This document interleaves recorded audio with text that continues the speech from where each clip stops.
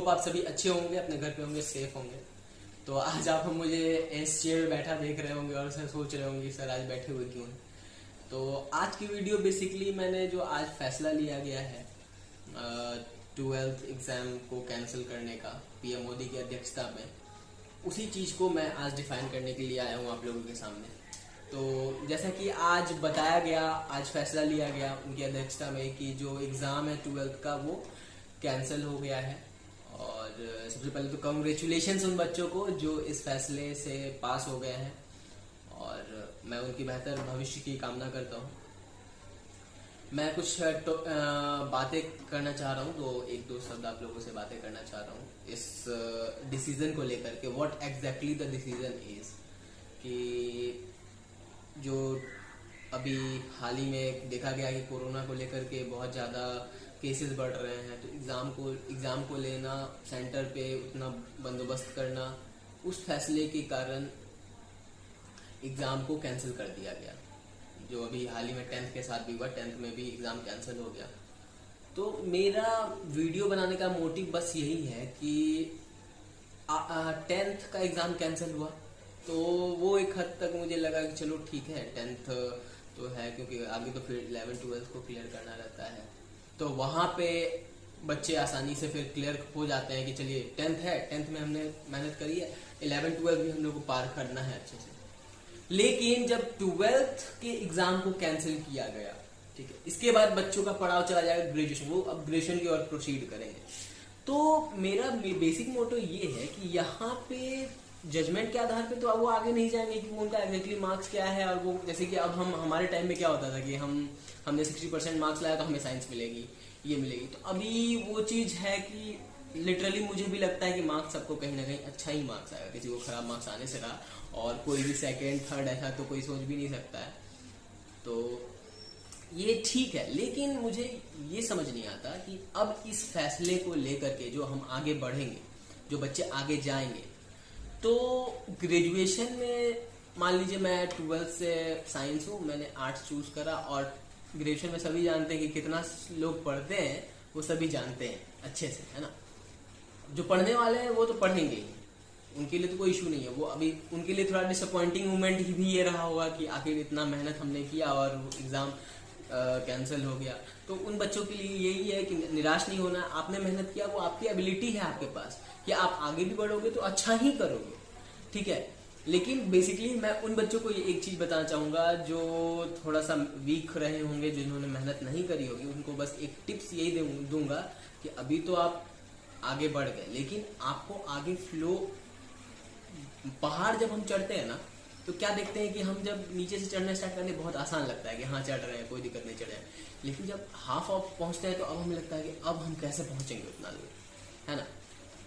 तो मेरा कहना बेसिकली ये है कि आप अभी तक जो आपने पढ़ा ठीक है, लेकिन आगे की लड़ाई बहुत कठिन है, उसमें मेहनत ज्यादा चाहिए। लोग सोचते हैं कि हाँ ग्रेजुएशन में मेरा मार्क्स आ जाता है आसानी से, लेकिन अब ऐसा नहीं होगा। जब देखिए, जब 12th में आपको पास कर दिया गया है, तो आप समझ लीजिए कि आपका ग्रेजुएशन में जो मार्किंग होगा इस बार, वो काफी टफ रहने वाला है। ये मैं आप लोग को पहले ही इंडिकेट कर दे रहा हूँ। इसलिए टफ रहने वाला है क्योंकि अभी के बच्चे जो पास होकर के जाएंगे वो साइंस फील्ड से आगे जाएंगे, कोई कॉमर्स फील्ड से आगे जाएंगे, कोई आर्ट्स फील्ड से आगे जाएंगे, है ना। तो मेरा बेसिक मोटो यही कहने का कि अभी जो पास हो गए हैं वेरी गुड, लेकिन मेहनत, जिन्होंने मेहनत ऑलरेडी करी है उनके लिए कोई इशू नहीं है, वो आगे भी मेहनत करेंगे। लेकिन जो मेहनत नहीं किए हो, मैं उनसे ये बोलना चाहूँ कि आप लोग मेहनत करो, ठीक है। आगे चल के पहाड़ बहुत बड़ा है, तो उसको चढ़ना है अच्छे से और जिंदगी में मुकाम हासिल करना है ना।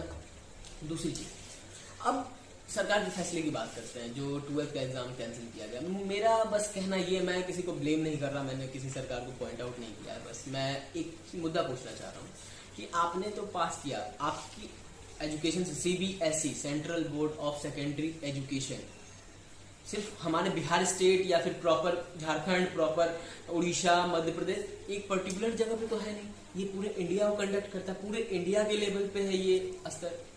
आप इतना बड़ा सिस्टम होने के बावजूद आप कुछ तो ऐसा लॉजिक लगाते हैं जिससे कि एटलीस्ट, चलो यार, आप अभी बहुत सी यूनिवर्सिटी ने ओपन बुक एग्जामिनेशन करवाया, ठीक है, एक चीज डेडिकेट होता है कि एटलीस्ट कुछ, हाँ कुछ हद तक पता चल रहा है कि स्टूडेंट कमिटेबल है, उनका लिखने का तरीका पता चल जाता है। अगर उनकी कॉपी चेकिंग होती है तो उसमें पता चल जाता है कि हाँ वो चीटिंग करके लिखे हैं कि क्या लिखे, आपको समझ आ जाता है। टीचर हैं आप, उस जगह पे है तो आपको वो चीज़ समझने में कोई प्रॉब्लम नहीं होती, वो चीज़ समझ में आसानी से आ जाता है। तो वहाँ पे भी जजमेंट आप कर सकते हैं कि हाँ जिसका लिखने का तरीका क्या है उस अकॉर्डिंग आप ओपन बुक एग्जामिनेशन ले सकते थे, बच्चे घर बैठे, क्योंकि इतना बड़ा बोर्ड है जो पूरे इंडिया को कंडक्ट करती है, तो जाहिर सी बात है आप ओपन बुक एग्जामिनेशन भी कंडक्ट कर सकते थे। ठीक है, असाइनमेंट बनाने दे दो, आप असाइनमेंट दे सकते थे बच्चे लोगों को, वो उस बेसिस पे जज होते कि हाँ आपने जो असाइनमेंट दिया उस अकॉर्डिंग उन्होंने कैसा किया। ठीक है, तो मेरा कहना बेसिक यही है कि आप बच्चों को देख सकते थे, मतलब समझ सकते थे कि उनका एक्चुअल वो कितना उन्होंने मेहनत करा है, कितना उन्होंने अपनी पढ़ाई को लेकर डेडिकेटेड थे, समझ में आ जाता है ना।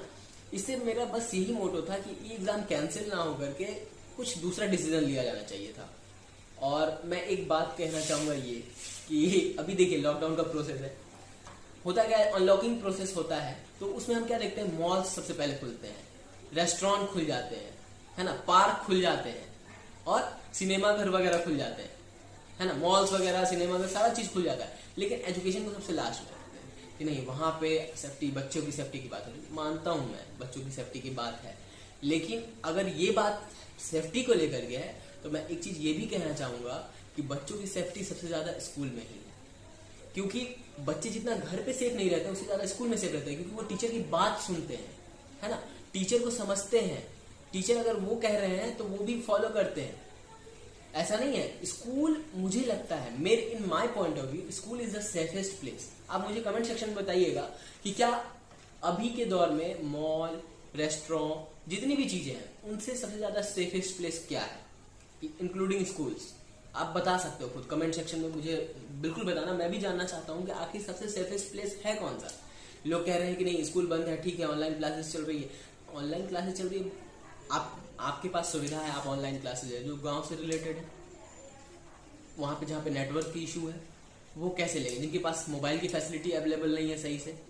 मानते हैं कि आज के दौर में सबके पास मोबाइल रहता है, ठीक है, जानकारी नहीं होगी कहीं। देखिए प्रॉब्लम्स आने का बहुत प्रॉब्लम्स है, मैं ये भी नहीं कह रहा हूँ कि आप इंस्टेंट स्कूल खोल दिए, अरे आप स्कूल को खोलिए, लेकिन उसका भी अभी हम लोग मार्केट को जो हम लोग डे वाइज करते हैं, जैसे कि 6 डेज होता है, 6 डे में हम जैसे Monday, Tuesday, Wednesday, Thursday, Friday, तो ट्यूसडे को हमने खोला है।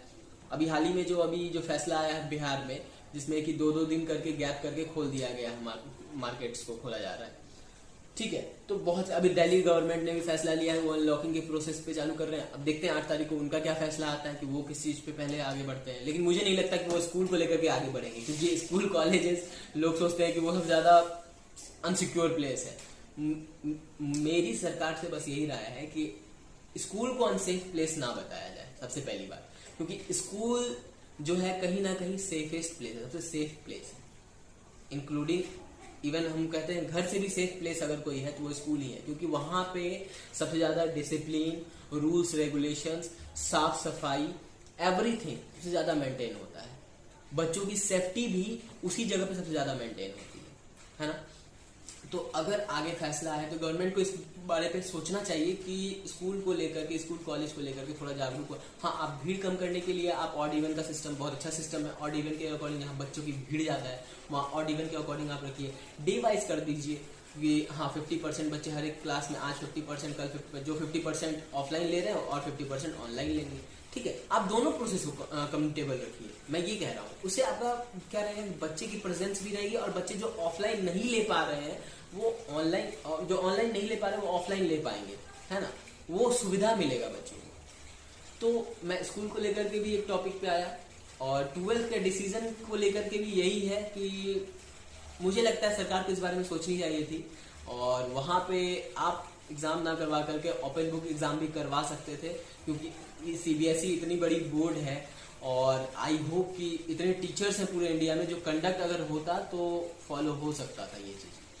लेकिन जो अब सरकार के फैसले जो आए हैं उस पर तो हमको अमल करना पड़ेगा। लेकिन बच्चों से यही रिक्वेस्ट है कि आप लोग मेहनत को जारी रखिए, अभी आपकी मंजिल अभी आपको मंजिल पे चढ़ाई करनी है, बहुत दूर पहुंचना है ना। तो आप ये 12th को लेकर के जज मत हो जाइए, है ना। और जो जज हो रहे हैं तो उनकी फ्यूचर के लिए वो खुद सोचे, खुद जिम्मेदार है, क्योंकि आगे चल के फिर वो भी कहीं ना कहीं परेशानी का कारण बनेगा, है ना। तो अभी आपको अपना मेहनत, बिल्कुल ये सोचना नहीं है कि अब आगे मेरे लिए आसान है, ऐसा कुछ नहीं है। मेहनत कीजिए, मेहनत, क्योंकि अगर अभी आसान मिला है तो आगे जरूर है कि मुश्किल मिलेगा, क्योंकि जिंदगी का मतलब यही है, कहीं मुश्किल, कहीं कठिन, कहीं आसान, कहीं कठिन, कहीं आसान। कहीं आसान लगता है, आप आसान को लेकर के आगे बढ़ोगे, तो आपको कठिन मिल गया तो वहां पे आपको परेशानी ज्यादा होगी, आप उस चीज को टैकल फिर नहीं कर पाएंगे, है ना। इसीलिए जो मेहनत करने वाले हैं उनके लिए मैं तो कोई इशू नहीं है, हैप्पी फॉर दैट, एंड आपको निराश नहीं होना है, आगे अच्छा ही होगा।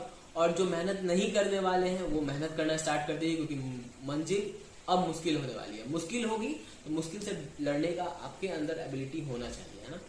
और जैसा कि मैंने बताया स्कूल को लेकर के, कि स्कूल कॉलेज को लेकर के अगर गवर्नमेंट फैसला लेती है तो मुझे कहीं ना कहीं ये लगता है कि स्कूल कॉलेज पे भी विशेष ध्यान दिया जाए, क्योंकि वो भी सबसे सेफेस्ट प्लेस माना जाता है। और कहीं ना कहीं अभी के दौर में सबसे सेफेस्ट प्लेस स्कूल कॉलेज ही है।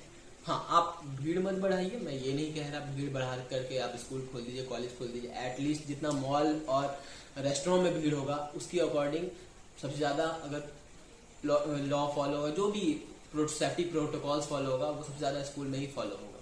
तो उस पर भी फैसला लेना चाहिए, क्योंकि अभी बहुत से स्कूल ऐसे हैं जो पूरे बंद पड़ गए हैं, बहुत से टीचर ऐसे हैं जिनका खाने पे भी आफत हो रहा है ना। ऐसा नहीं है, क्योंकि जो प्राइवेट से जुड़े हुए हैं, गवर्नमेंट वाले के लिए तो आसान है कि चलिए वो घर पे हैं, उनके लिए जो है फैसिलिटीज जो है वो दी जा रही है, लेकिन जो प्राइवेट से जुड़े हुए हैं उनका तो कहीं ना कहीं नुकसान है, ठीक है। और मेरी बस यही रिक्वेस्ट है कि स्कूल कॉलेज पे थोड़ा सा फोकस करके गवर्नमेंट उसको अनलॉक करे, और जो प्रोटोकॉल्स हैं वहाँ पे सबसे ज़्यादा फॉलो करेंगे, मुझे पूरा यकीन है। और मैं अच्छे भविष्य की कामना करता हूँ जो 11-12 के बच्चे हैं, और आप लोग को एक बार कॉन्ग्रेचुलेशंस सभी को। और हमारी वीडियो आ रही है अभी नेक्स्ट, कल या परसों आपको वीडियो मिल जाएगी ट्रिगोनोमेट्री से, चैप्टर हमारा 8.4 कंप्लीट चैप्टर आपको मिल जाएगा, है ना।